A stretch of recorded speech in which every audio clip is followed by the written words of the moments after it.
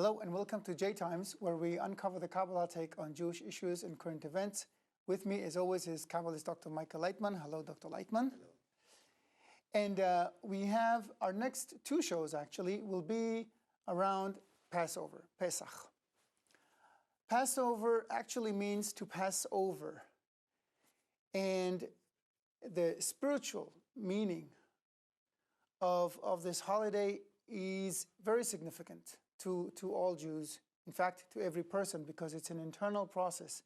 As Dr. Michael Laitman will explain in a minute, it's an internal process that every person, not just every Jew, every person has to go through.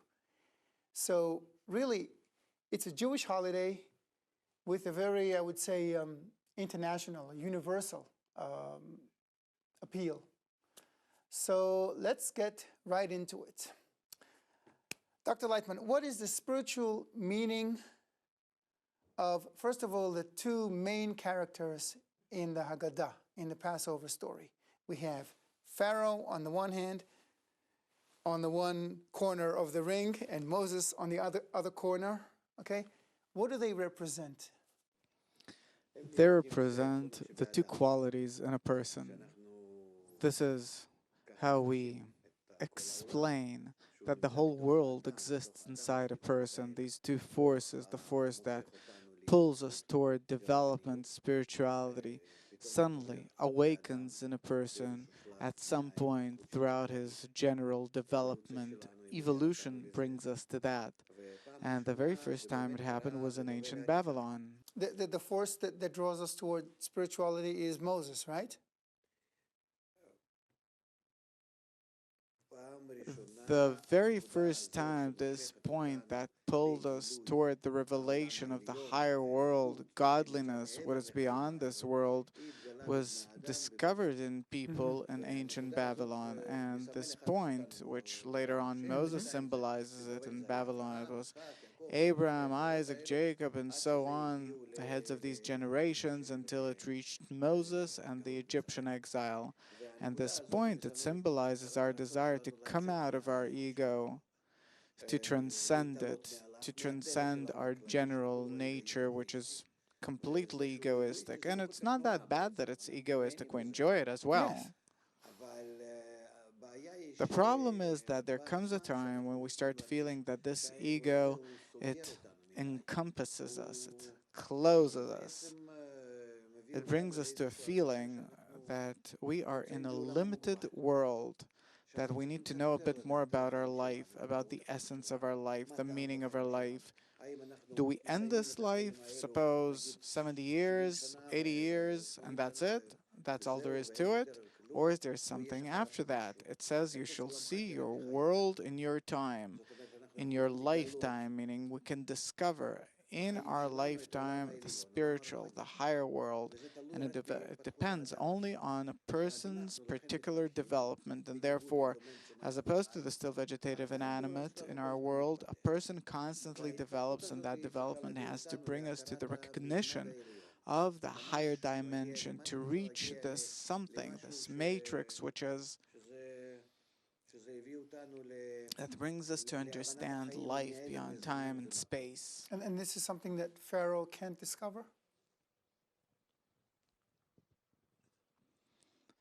We can't discover that unless we treat ourselves, take care of ourselves, and therefore this current crisis that is coming and putting pressure on us, from the crisis in family and education and culture and ecology and everything else, it pressures us in order for us to understand what's happening, what's going on, why are we living the way we are.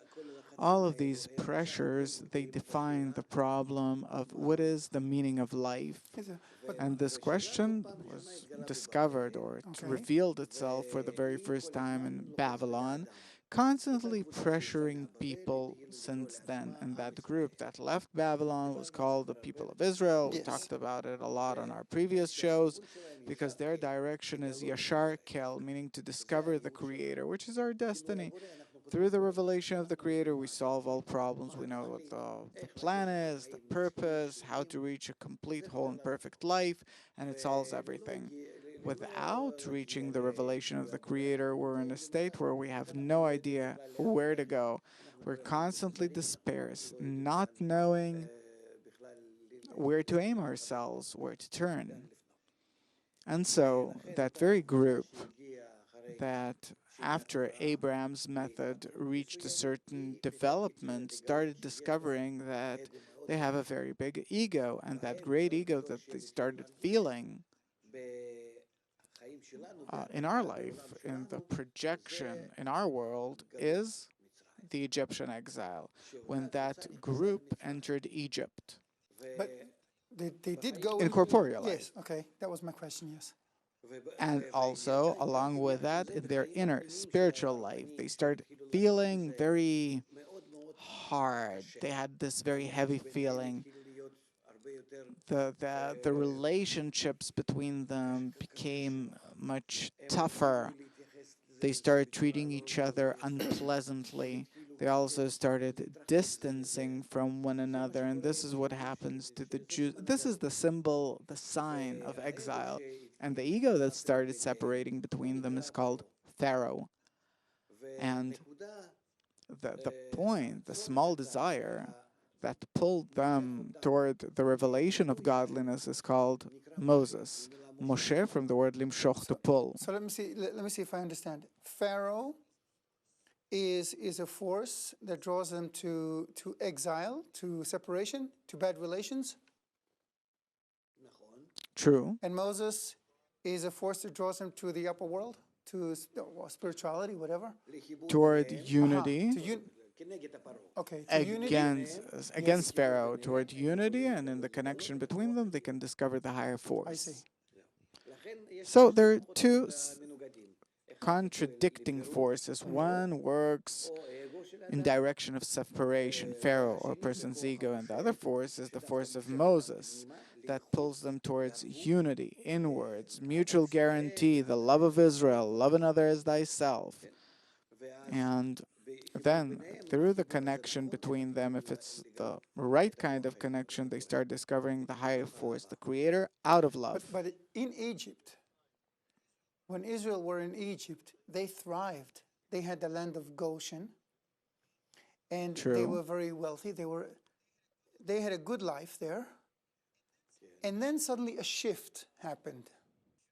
Right, from the 7 years of satiation to the 7 years of hunger. Afflicted and tormented, and they were made into slaves.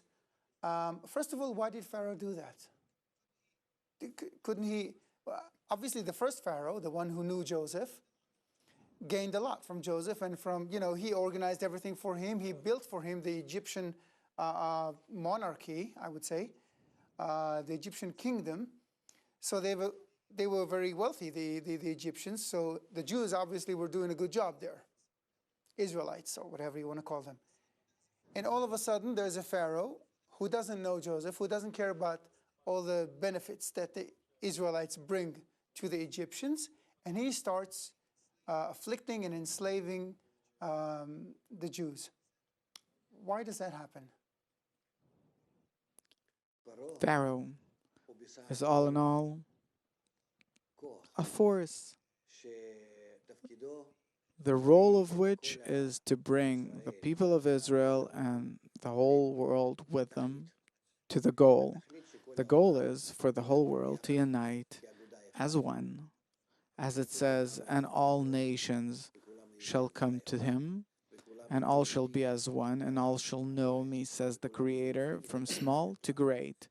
And my home shall be called a home of prayer for all nations, meaning eventually the whole of humanity has to unite such that they become as one body, and the Creator shall reveal amongst all the higher force. And therefore, Pharaoh is one of those forces that as if works against the Creator to separate us. But on this or through this separation, he shows us where is it, what is that place in which we have to unite. It is the revelation of evil which is necessary in order for us to take care of it, to deal with it. And in that place we close are not the connection between us and reach the good. And it says that Pharaoh brought the people of Israel closer to their Father in the heavens, to our Father in the heavens. And he is helpmate against.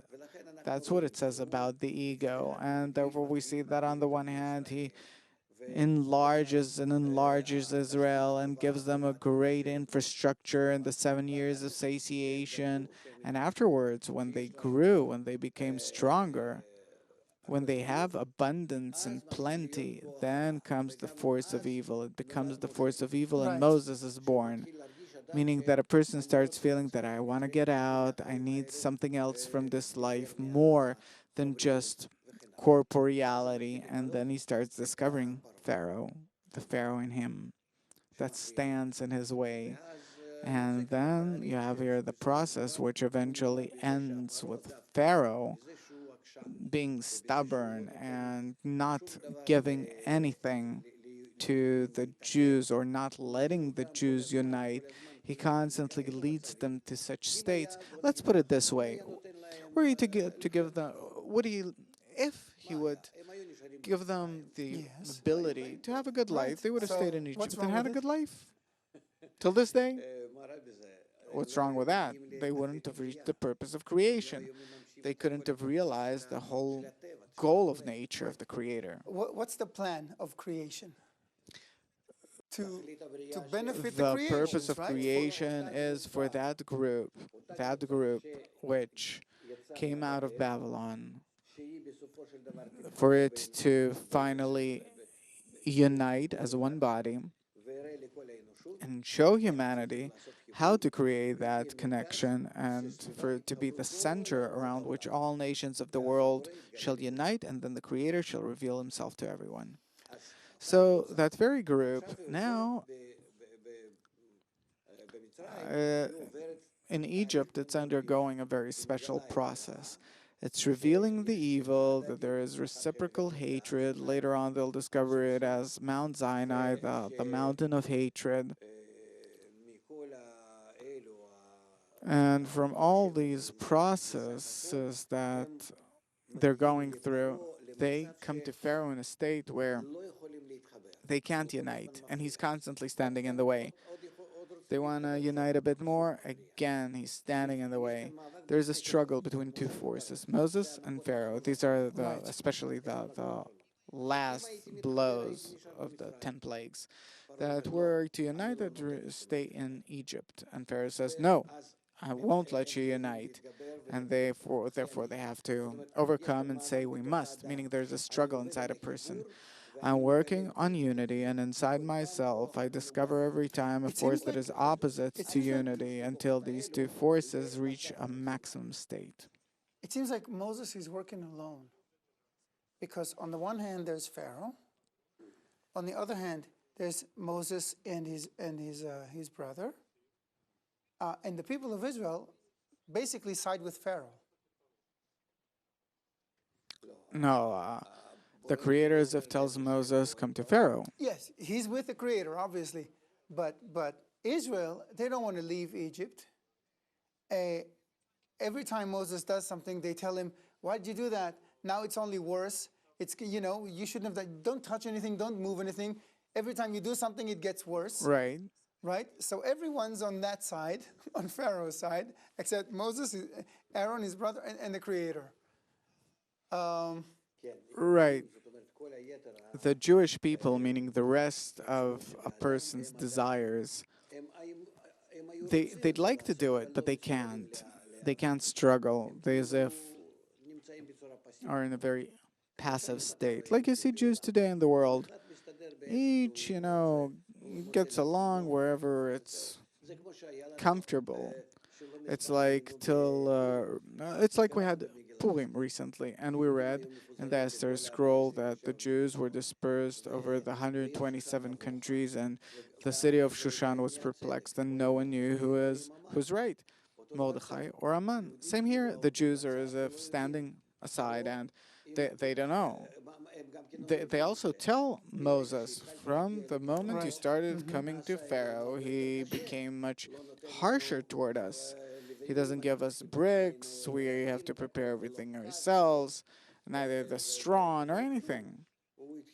He became worse. Why are you doing this to us? It's like the very opposite. They come to Moses with complaints that, shut up, everything has to calm down and things will be better. We also see that Jews around the world think the same today, that this way things are going to be better and it's better for us to be quiet. That's exactly my point, that if the Jews stay quiet, I understand about, okay, the purpose of creation is for everyone to know the Creator, right? But if the Jews stay quiet, maybe they'll just have a good life. It's really so, according to rationale, to common sense. And it's true on the one hand, but were it not for the thought of creation that's higher than us, that constantly pushes us to do what we have to. But it seems like the thought of creation doesn't make sense in this point. Right. Because it says you'll have a better life if you just sit quietly, under your own tree and just mind your own business. And then the thought of creation tells you to go do something that is unpleasant, that is undesirable, and that really no one wants. Not the customers, yes, the Egyptians, and not the other Jews. Nobody wants it, except Moses. How does it work here? How do you force a person out of his comfort zone and tell him to become a prophet, a messenger? I understand what you're saying, and your pain and the pain of all the Jews around the world, that for sure they'd prefer to live quietly, a good life, a good, tranquil life wherever they are, or maybe go to a better place, but to hide in general. But we can't hide, because there's the higher force that always awakens our problem in the world and the nations of the world. They don't let us forget about it. And in every generation, someone wants to destroy us, eradicate us. Why? Because only the Creator shall save us from them. The Creator wants to reveal Himself, and this is the only way He can reveal. And so you have no choice.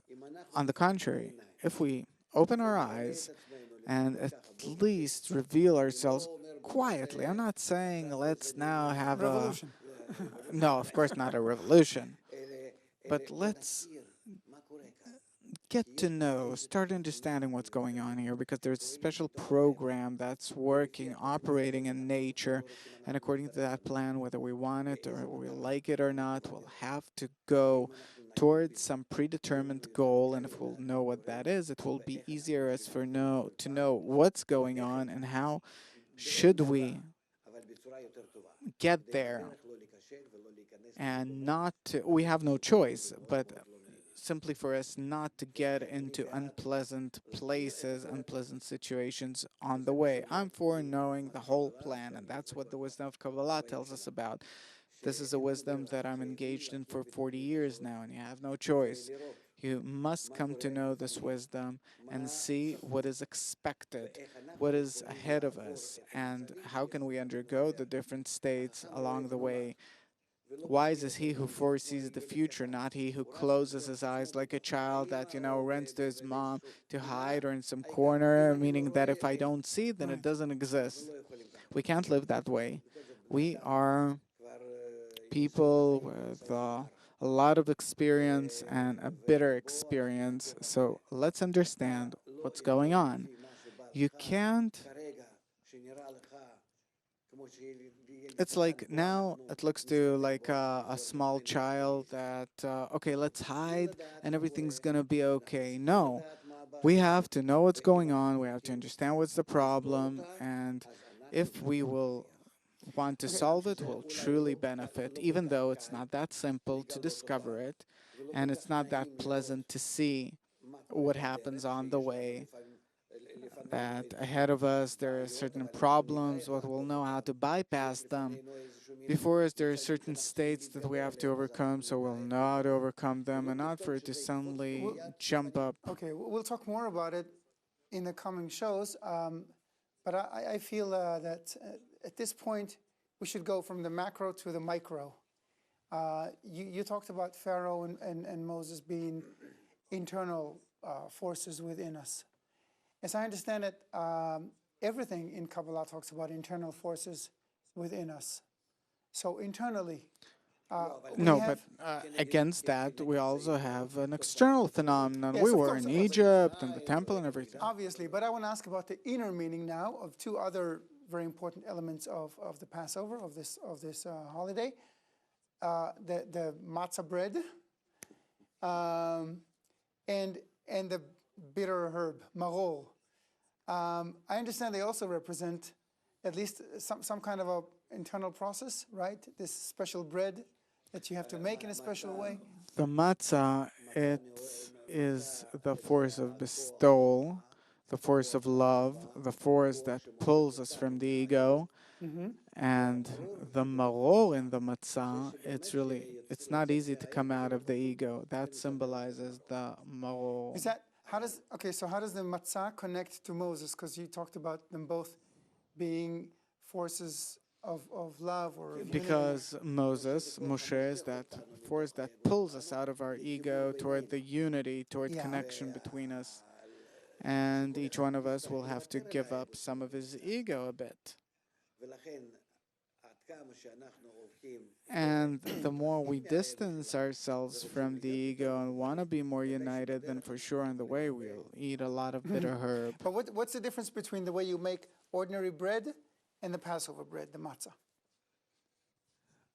Matzah is the pulling force, the pure pulling force, net pulling force, only by which that pure force can we get out of exile. And afterwards, after we already came out of exile, came out of Pharaoh, our ego, we rose above it, then we start connecting this ego to the force of bestowal gradually and correcting it until the whole ego, we pull it in the good direction. Okay, because I'm asking because Therefore, besides Passover, you can, at any other time, you can eat bread, meaning it symbolizes that the ego can already join the force of bestowal. But doesn't bread also represent something about bestowal, chasadim, or something like that? True. That is already when it's corrected. It's a corrected force that has also the chasadim, and also the leavened, and also the force of the ego. The matzah with the ego is the bread, in short. All right, I got it. But while coming out of Egypt, we must use only the force of bestowal, the force of light. So you take out the ego from the bread. Right. And therefore, these 6, 7 sfirot, the 7 days of Passover, we have to completely disconnect ourselves from leavened, which symbolizes the will, our egoistic will to receive. Okay, so we don't eat the leavened bread for 7 days. It represents us staying away from our egos for 7 days. After 7 days, what happens? We begin After 7 days, after we've acquired the force of bestowal, we came out of the ego, then we can take small parts from the ego, which are called leavened bread, the leavened, and put it into the matzah and get bread. And that bread will be kosher, meaning that we can work with the crumbs of the leavened, of the ego, that are included in the force of bestowal. Okay. So, to summarize what we've learned today, Pharaoh is the ego, force of separation. That also awakens all the time and pushes us to get out of it. Okay. And Moses is the pulling force, yes? Pulling us out of the ego into unity and love, right? Yes. Okay. And eventually, both of them are working in order to get us out of Egypt. Pharaoh doesn't give us the possibility to stay in Egypt. If we think that we can remain sitting quietly in different countries, it won't work. So nonetheless, like we were expelled from different places in Europe 500 years ago, it happened the same. So you're saying they will be like Pharaoh? In the meantime, we're undergoing in the different countries of the world the 7 years of satiation, and it's good for us to learn that we can reach the 7 years of hunger. On this optimistic note, we're going to end this show. And we'll see you next week. And hopefully, we'll learn more about what we can do to really make this Pharaoh work in our favor. Until then, thank you very much, Dr. Laitman. And to you, all the best and bye.